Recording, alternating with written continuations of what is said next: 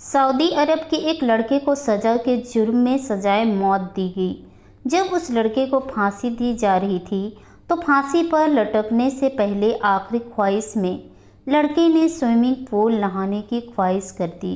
जब पुलिस उसको swimming pool लेकर गई तो वहाँ जो हुआ उसे देखकर पुलिस की आंखें फटी की फटी रह गई। मैं हैरत से अपनी अरबी भाभी को देख रहा था। मैंने इस तरह की बेबाक औरत आज तक नहीं देखी थी।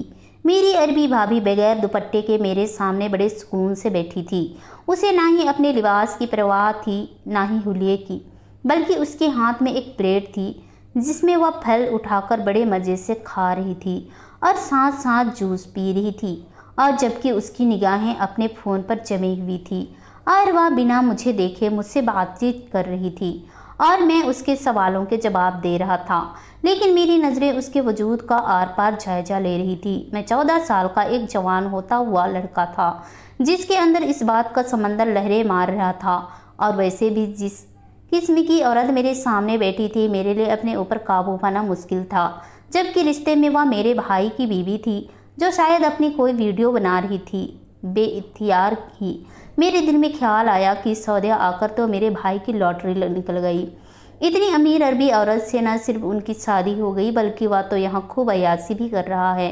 मेरी भाभी ने मेरी नज़रों की तपिश को महसूस किया तो मुस्कुराकर मेरी तरफ देखते हुए कहने लगी, क्या बात है रोशन, क्या मैं इतनी खूबसूरत हूँ कि आज तुम्हारी नज़रें ही नहीं हट रही है? मेरी चोरी पकड़ी गई थी और मैं एकदम शर्मसार हुआ। वह खुद ही कहने लगी, आओ मेरे साथ वीडियो बनवाओ, मुझे वीडियोस बनाने का बड़ा शौक़ है। मैंने झिझक भी इनकार किया तो फिर वह मुस्कुराकर कहने लगी, जाओ अपने कमरे में जाकर आराम कर लो, मैं थोड़ी देर में खुद तुम्हारे पास आती हूँ, फिर देखूंगी कि तुम्हारे पास कैसे कपड़े हैं। अगर अच्छे कपड़े ना हुए तो हम शॉपिंग पर जाएंगे। मैं फ़ौरन ही वहाँ से उठकर भागा कि कहीं वह मेरी चोरी के बारे में भाई को न बता दे। कमरे में आते ही मैंने दरवाज़ा लॉक किया और गहरे गहरे सांस लेने लगा। मुझे इंडिया से आए 5 दिन हुए थे, लेकिन उन 5 दिनों में मुझे एहसास हुआ था कि मेरी अरबी भाभी न सिर्फ खूबसूरत थी बल्कि बहुत ही बेबाक सी थी। मेरे से खुलकर ना बातचीत करती बल्कि कभी तो मेरे करीब भी आ जाती और मेरे दिल की धड़कनें तेज हो जाती और अपना मोबाइल फ़ोन लेकर अपनी अजीबोगरीब वीडियोस बनाती और फिर उन्हें देख देख के खुश होती। आज भी भाभी ने कुछ मुझे बात करने के लिए बुलाया था और जिस हाल में वह बैठी थी उसे देखकर मेरे दिल की दुनिया बदल गई थी। मैं बिस्तर पर बैठ गया और आंखें बंद कर ली, और आंखें बंद करते ही भाभी का हसीन वजूद मेरी आंखों के सामने आ गया था। उनके वजूद का उतार चढ़ाव गहरे गिले से झांकते नसीब फराज ने मेरा चैन उड़ा दिया था। मेरी माँ ने मुझे इंडिया से यहाँ इसलिए भगाया था क्योंकि मैं वहाँ बुरी तरह सोया पड़ा रहता था और सर पर बाप का साया भी नहीं था। बड़ा भाई सऊदी आकर सेटल हो गया था और माँ को फिक्र सताई कि कहीं मैं मजीद बिगाड़ न जाऊँ और लड़कियों के चक्कर में न पड़ जाऊँ। इसलिए उन्होंने मुझे बड़े भाई के पास ही भेज दिया ताकि मैं भी यहाँ सेटल हो जाऊँ। मगर यहाँ आकर अपनी अरबी भाभी को देखने के बाद मेरे अंदर की जवानी मजीद जोश मारने लगी थी। लड़कियों को लेकर जितना दीवाना मैं अपने वतन में था, वह भाभी को देखकर वह दीवानापन और भी बढ़ गया था। मैं सोच रहा था कि मुझे भी किसी अमीर अरबी लड़की से ही शादी करनी चाहिए। भाभी का वीडियो बनाने वाला फ़ोन भी इस कदर खूबसूरत महंगा था कि मेरा दिल चाहता था कि मैं वह फ़ोन हासिल कर लूँ, मगर इतना महंगा फ़ोन खरीदना मेरे बस में नहीं था और ना ही मैं भाई से मांग सकता था। अभी मैं अपनी सोच में गुम था कि कमरे का दरवाज़ा बजा। मैंने दरवाज़ा खोला तो सामने भाभी खड़ी थी। कहने लगी, चलो दिखाओ तो इंडिया से कैसे कपड़े लाए हो। वह अभी भी बिना दुपट्टे के मेरे मुंह के आगे खड़ी थी।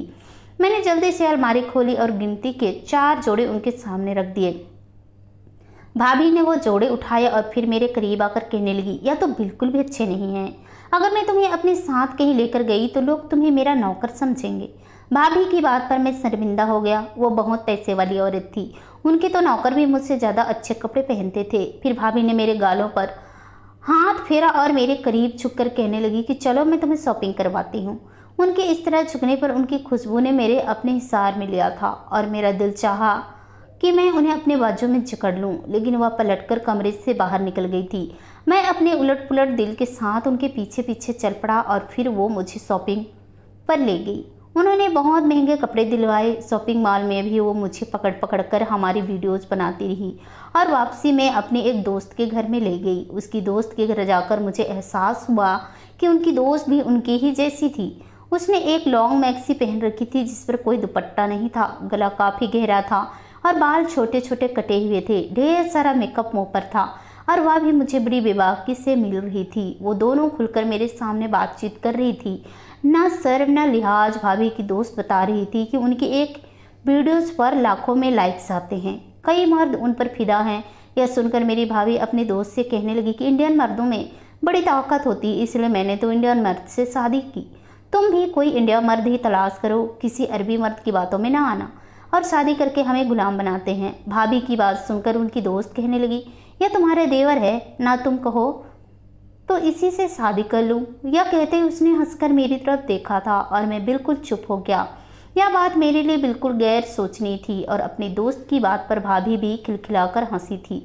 कुछ देर तो मैं सर झुकाए बैठा रहा, फिर मेरी नज़रें खुद ब खुद लेते हुए बहलाने लगी। वह अपने बातों में मसरूफ़ हो चुकी थी और साथ साथ एक दूसरे को अपनी वीडियोज़ भी दिखा रही थी और उन्हें देखकर मेरे अंदर की आग मजीद भड़क रही थी। मैं कुछ औरतों की खुशबू से आशना था। इंडिया में मैंने अपने दोस्तों की शोहरत में रहकर एक दो गर्लफ्रेंड्स बनाई थी जिनके साथ डेट के दौरान मैंने कुछ नाजुबा हरकत भी की थी और उस दिन के बाद से मेरे अंदर की यह ख्वाहिश बढ़ती चली गई थी। जब इंसान को कोई चीज़ आधी अधूरी नसीब हो तो उसे मुकम्मल हासिल करने की ख्वाहिश बहुत तेज़ी से इंसान को जलाती है और मेरा हाल भी ऐसा ही था। मैंने उन लड़कियों के साथ बस थोड़ा बहुत ही गुजारा था और अब मैं चाहता था कि कोई पूरी तरह मुझसे मैसार आ जाए और उस वक्त दो जवान खूबसूरत अरबी औरत मेरी नज़रों का मेवर बनी हुई थी। कुछ देर वहाँ गुजारने के बाद हम वापस अपने घर आ गए थे। भाभी ने मेरा सामान मेरे कमरे में पहुँचाया था और फिर अचानक मुझे गले से लगा लिया। कहने लगी, रोशन तो मेरे लिए बहुत छोटे और मासूम से हो, मैं चाहती हूँ कि तुम्हें किसी चीज़ की ज़रूरत हो तो बेधड़क मुझसे कह दो। भाभी के गले लगकर तो मेरी जान ही फना होने लगी थी। मुझे छोड़कर जैसे ही वह पीछे हटी तो मैंने बेहताशा ही उनसे मोबाइल फ़ोन की फरमाइश कर दी कि मुझे ऐसा फ़ोन चाहिए जिससे अब वीडियोस आप बनाती हैं। मेरी बात सुनकर भाभी मुस्कुराई और कहने लगी, ठीक है, जल्दी तुम्हें फ़ोन मिल जाएगा। फिर वो अपने कमरे में आराम करने के लिए चली गई तो मैं कितनी ही देर तक गहरी गहरी सांसें भरता रहा और फिर मेरे चेहरे पर मुस्कुराहट आ गई। मेरे लिए अपने जज्बात तो तस्कीन पहुंचाना ज़्यादा मुश्किल नहीं था। इस बात की मुझे समझ आ गई कि भाभी न सिर्फ मुझे बच्चा समझती थी बल्कि मेरी ख्वाहिश को पूरा करने के लिए भी तैयार थी। जल्दी मुझे फ़ोन भी मिलने वाला था। मैं खुद भी सारे दिन का थका हुआ था, इसलिए शावर लेने के लिए वॉशरूम में चला गया।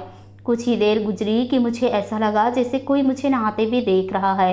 मैंने पलटकर यहाँ वहाँ देखा, कोई नज़र नहीं आया, लेकिन इस बार मुझे यह वहम सता रहा था कि किसी की निगाहें मुझ पर जमी हुई है। मैंने अपना दिमाग झटका और नए फ़ोन के बारे में सोचने लगा और खुश होता रहा।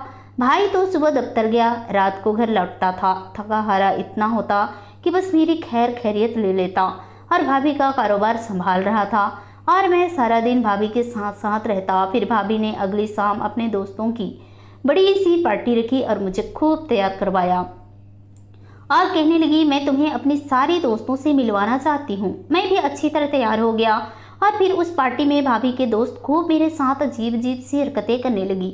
कोई मुझे अपने करीब बिठा लिया तो कोई मेरे बालों को छेड़ लिया। वह सभी बहुत अयास फितरत की लड़कियाँ थीं, अपने साथ मेरी तरह तरह की वीडियोस बना रही थी और मुझे भी उनके साथ खुशी मिल रही थी। उसी पार्टी में भाभी ने मुझे मेरा मोबाइल फ़ोन भी तोहफा दिया था, लेकिन फिर अपने दोस्तों के जाने के बाद मेरी भाभी ने एक अजीब बात की। कहने लगी, अपने भाई के सामने मेरी दोस्तों का जिक्र न करना। तुम्हारे भाई को मेरी दोस्तों का यहाँ आना जाना ज़्यादा पसंद नहीं है और न ही अपने फ़ोन के बारे में बताना, क्योंकि तुम्हारा भाई यह बात पसंद नहीं करेगा। वह नहीं चाहता कि तुम अभी इन चक्रों में पड़ो। मैंने फ़ौरन भाभी से वादा कर लिया कि मैं भाई को इस बारे में कुछ नहीं बताऊंगा। फिर आए दिन ही भाभी की कोई ना कोई दोस्त हमारे घर आती और खुद ही मेरे करीब होने के बहाने तलाश करती। मैं भी उनके साथ धीरे धीरे बहकने लगा था। भाभी के साथ रहते रहते मुझे भी वीडियोस बनाने का ऐसा शौक चढ़ा था कि मैं चलते फिरते घर की हर चीज़ की वीडियोस बना लेता। मैंने अपने फ़ोन में भी भाभी के दोस्तों के साथ अपनी वीडियोस बनाई थी और मेरा सारा वक्त बस ऐसे ही गुजर रहा था। मेरे और भाई के दरमियान तो बातचीत तकरीबन ना होने के बराबर थी। अलबत्ता भाभी के साथ मेरा दिल लग गया था। यहाँ कोई मुझ पर रोक टोक करने वाला नहीं था। यहाँ आकर मैं और भी आज़ाद हो गया था। फिर एक दिन भाई मेरे पास आए तो मैं जल्दी से अपना फ़ोन छुपा लिया। वह कहने लगी कि मुझे कारोबार के सिलसिले में 2 दिन के लिए दूसरे शहर जाना है, तुम अपनी भाभी का ख्याल रखना। जो कुछ तुम इंडिया में करके आए हो मुझे अच्छी तरह मालूम है। मैं जानता हूँ मुझे या तुमसे कोई शिकायत ना हो। भाई ने दबे दबे लफ्जों में मुझे जता दिया था कि उन्हें मेरी हर हरकत का पता था। मैंने सर झुका दिया था और भाई मुझे यह कहकर निकल गए। भाई को जाकर एक ही दिन हुआ था कि अगले दिन भाभी ने मुझे अपने कमरे में बुला लिया। मैं उनके कमरे में पहुंचा तो मेरी आंखें हैरत से खुल गई। वह नाइटी में मेरे सामने खड़ी थी। वह कह रही थी कि उन्हें अगले दिन नहीं आ रही है, मैं उसके साथ उनके कमरे में सो जाऊं। भाभी का हुलिया देख के मेरा दिल बेकाबू हुआ था। मैंने अपनी नज़रों का जावरिया जल्दी से अपना फ़ोन छुपा लिया। वह कहने लगा बदला और खामोशी से भाभी के बराबर सर पर लेट गया। कुछ ही देर गुजरी थी कि भाभी ने हाथ बढ़ाकर मुझे अपनी तरफ खींचा और कहने लगी कि मुझे तुमसे इतनी नामर्दानगी की उम्मीद नहीं थी। तुम्हारा भाई तो पूरा मर्द है, लेकिन तुम इतने दिनों में भी मेरी खूबसूरती से मुस्तासिर नहीं हो सके। भाभी की बात सुनकर मैं हैरत से रह गया था और फिर उनके कहने पर उस रात मैंने उनके साथ वो हरकत की थी जो शायद मुझे नहीं करनी चाहिए थी, लेकिन इस बात का एहसास होते मुझे देर हो गई थी। खैर सही वक्त पर मैंने खुद को रोक लिया था। फिर मुझे घबराहट का एहसास होने लगा तो मैं भाभी के कमरे से निकल गया और स्विमिंग पूल के पास जाकर बैठ गया। कुछ ही देर बाद भाभी मेरे पास चली आई और बुलकर मुझसे लगकर बैठ गई। मुझे सीने से लगाकर अपनी तन्हाई की बातें करने लगी। वह मेरी गुर्बत की तमन्ना रखती थी। मैंने उन्हें रोकना चाहा, लेकिन वह ज़बरदस्ती मुझे खींचकर फिर अपने कमरे में ले गई। अलबत्ता मैंने कुछ गलत नहीं किया और फिर मेरी आंखें लग गई। सुबह के वक्त मेरी आंख कमरे का दरवाज़ा खुलने पर खुली और मैं उठकर बैठा तो मेरे कदमों तले से ज़मीन निकल गई, क्योंकि सामने मेरा भाई खड़ा था और मेरी भाभी खुद में सुकड़ी सिमटी एक कोने में बैठी रो रही थी। मैं तो यह देख के दंग रह गया था। मेरे वजूद पर लिबास नहीं था। भाभी का उलिया भी खराब था। उसके वजूद पर जगह जगह जख्म थे, ना जाने कब और कैसे लगे थे। मुझे अच्छी तरह याद था कि मैंने कोई गलत हरकत नहीं की थी, लेकिन मेरा भाई तो यह सब देखकर हक्का बक्का सा रह गया था। भाभी भाई को देखते ही उनके गले लग गई और रोते हुए कहने लगी कि आपके भाई ने मेरी इज्जत लूट ली, मैं इसे माफ़ नहीं कर सकती। मैंने इसको अपने घर में पनाह दी, इसका इतना ख्याल रखा, लेकिन इसने मुझ पर ही हाथ डाला है, इसलिए मैंने पुलिस को बुलवाया है। यह सुनकर मेरी पूरी जान निकल गई और भाई तो वह मुझे नफरत भरी नज़रों से देख रहा था। मैं जानता था कि सौदे का कानून कितना सख्त है और यहाँ जाना जैसे गुनाह की क्या सज़ा है। मैंने यह गुनाह नहीं किया था, बल्कि मुझे उसके लिए उकसाया गया था। भाभी ने जानबूझकर यह सब कुछ एक मंसूबा बंदी के तहत किया था। मैंने उनको गलत नज़रों से देखा जरूर था, लेकिन उससे ज़्यादा ऐसा कुछ नहीं किया था कि जिसकी बदौलत उनके जिस्म पर इतने जख्म आते या वो मुझे बदमाश ठहरा दिया। मैंने जो कुछ भी किया था उसके कहने पर किया था, लेकिन वह मुझे मुजरिम ठहरा चुकी थी और मेरे भाई को उनकी बातों पर पूरी तरह यकीन आ गया था, क्योंकि उन्हें पहले से ही मेरे बारे में इस तरह की शिकायत माँ के जरिए मिल चुकी थी। फिर वह मुझ पर कैसे एतबार कर सकते थे। कुछ ही देर बाद पुलिस की गाड़ियों का हॉर्न घर की चार दीवारों में गूंज उठा और कुछ पुलिस वालों ने आकर मुझे गिरफ्तार किया और कुछ भाभी से बयान करने लगे। भाभी ने खुलकर मेरे खिलाफ बयान दिया था कि मैं भाई की गैर मौजूदगी का फ़ायदा उठाकर न सिर्फ उनके कमरे में घुसा, बल्कि उनके साथ बहुत ज़ोर ज़बरदस्ती भी की। वह बेचारी औरत बनी बुरी तरह रो रही थी और मैं इस तरह फंसा था कि चाह कर भी खुद को बेगुनाह साबित नहीं कर सकता था। न मेरे पास कोई सबूत था, न गवाह। मेरा तो अपना भाई भी मेरे सामने मेरे खिलाफ खड़ा था। पुलिस वाले मुझे गिरफ्तार करके पुलिस स्टेशन ले गए और मुझे हवालात में डाल दिया गया। मैंने सुना था कि यहाँ जाने की सज़ा कोड़ों की सूरत में दी जाती है, लेकिन जब मुझ पर मुकदमा चला और इल्ज़ाम साबित हुआ तो मुझे सजाए मौत सुनाई गई थी। जैसे सुनकर मेरी जान निकल गई। मैंने भाभी से माफ़ी मांगी, भाई के आगे हाथ जोड़े कि मुझे बचा लो, लेकिन वह दोनों पीछे हट गई। भाई का कहना था कि मैंने उनकी बीवी की इज्जत पर हाथ डालकर उन्हें भी बेआबरू किया है।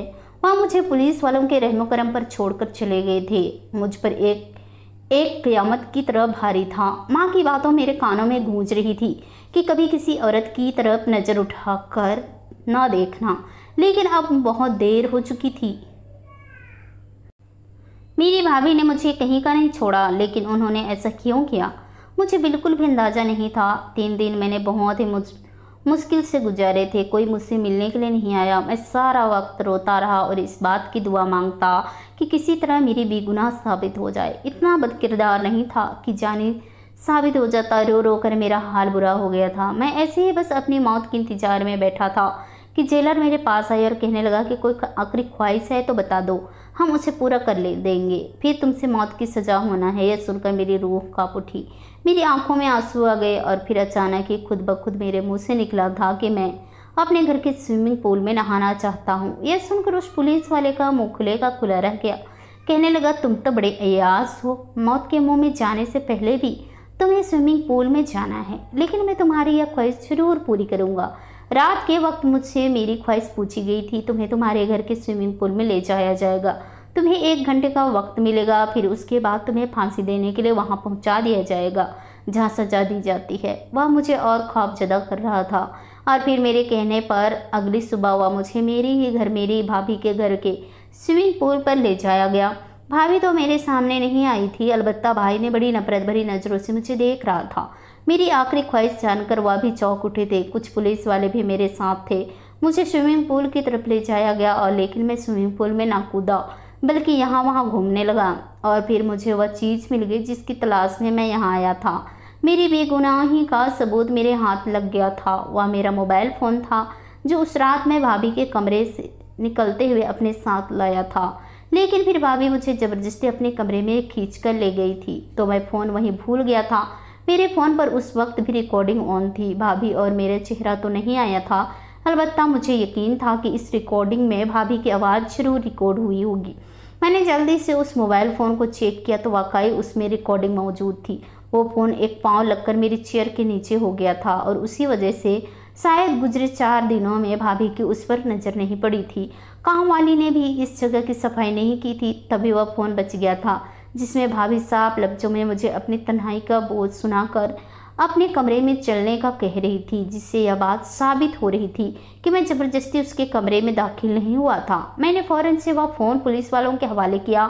मेरा फ़ोन चेक करने के बाद उन्हें भी इस बात का अंदाज़ा हो गया कि पहल मैंने नहीं की थी। कार्रवाई का नया सिलसिला शुरू हुआ और मेरी सज़ा को रोक दिया गया। भाभी से फ़ौरन ही उनका फ़ोन जब्त कर लिया गया और फिर उनके फ़ोन में से बहुत सी ऐसी वीडियोज़ बरामद हुई जिससे उनके अंदर की गंदगी साबित हो गई। यहाँ तक कि उनके फ़ोन में मेरे नहाने की वीडियोज़ भी मौजूद थी। जब मुझे लगा कि कोई मुझे नहाते हुए देख रहा था तो दरअसल भाभी ने अपना मोबाइल फ़ोन मेरे वॉशरूम में उस वक्त छुपाया हुआ था।